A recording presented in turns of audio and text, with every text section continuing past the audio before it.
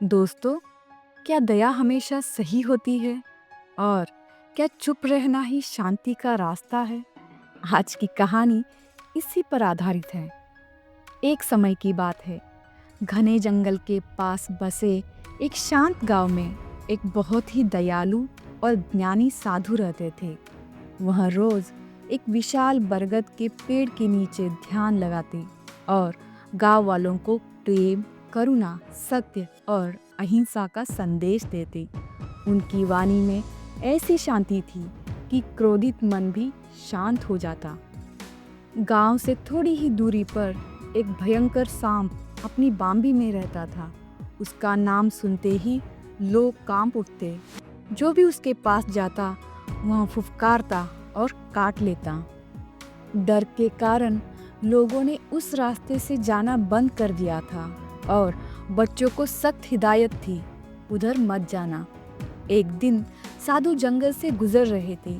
तभी उन्होंने देखा एक छोटा बच्चा गलती से सांप की बांबी के पास पहुंच गया है और सांप उससे डसने ही वाला है। साधु ने शांत स्वर में कहा, रुको प्रिय सांप, तुम दूसरों को क्यों कष्ट देते हो? सांप चौंक गया। पहली बार किसी ने उससे डर के बिना इतने प्रेम से बात की थी। साधु पास बैठे और बोले, क्रोध से केवल भय पैदा होता है। यदि तुम दयालु बनोगे तो कोई तुमसे डर नहीं पाएगा। सांप ने ध्यान से उनकी बातें सुनी और अपने व्यवहार को बदलने का वचन दिया। उस दिन के बाद सांप ने किसी को काटना बंद कर दिया। लेकिन समय के साथ एक नई समस्या खड़ी हो गई।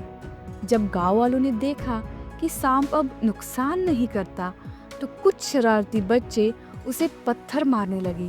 कोई उसकी पूंछ खींचता तो कोई उसे परेशान करता। सांप चुपचाप सब सहन करता रहा, क्योंकि उसे साधु को दिया गया वचन याद था। कई महीनों बाद साधु फिर उसी रास्ते से गुजरे और देखा सांप कमजोर, घायल और थका हुआ पड़ा है। साधु ने दुखी होकर पूछा, प्रिय सांप, तुम्हारी यह हालत कैसे हो गई? सांप बोला, गुरुदेव, मैंने आपकी बात मानी। मैंने किसी को नुकसान नहीं पहुंचाया, लेकिन अब सब मुझे सताने लगे हैं। मेरे पास ताकत नहीं बची। साधु मुस्कुराए और बोले, प्रिय सांप, मैंने तुम्हें किसी को काटने से मना किया था, अपने बचाव से नहीं। तुम फुफकार सकते हो, लेकिन काटना जरूरी नहीं। सांप को बात समझ आ गई। उस दिन के बाद वह दयालु भी रहा और सजग भी। जब कोई उसे परेशान करता, वह बस फुफकारता। अब लोग उसकी सीमा समझने लगे और उसे सम्मान देने लगे। इस तरह सांप बिना किसी को नुकसान पहुंचाए शांति से जीने लगा। दोस्तों, आज की कहानी से हमें यह सीख मिलती है कि दयालु बनो, लेकिन अपनी सीमाएं तय करना भी सीखो। आज की दुनिया में अच्छाई तभी सुरक्षित रहती है जब उसके साथ समझदारी हो। चुप रहना हर बार शांति नहीं होता। कभी कभी गलत के सामने आवाज उठाना भी जरूरी होता है। सेल्फ रिस्पेक्ट कोई घमंड नहीं है। जो खुद का सम्मान नहीं करता, दुनिया भी उसका सम्मान नहीं करती।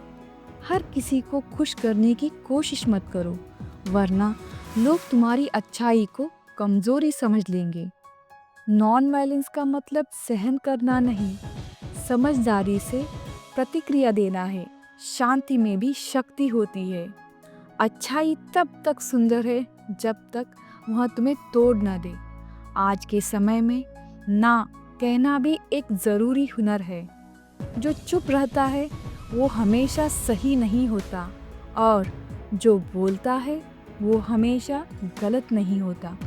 ऐसे ही प्रेरणादायक कहानियों के लिए टेल्स बाय अलका को सब्सक्राइब करना ना भूलें। स्वस्थ रहिए और खुश रहिए। जय हिंद।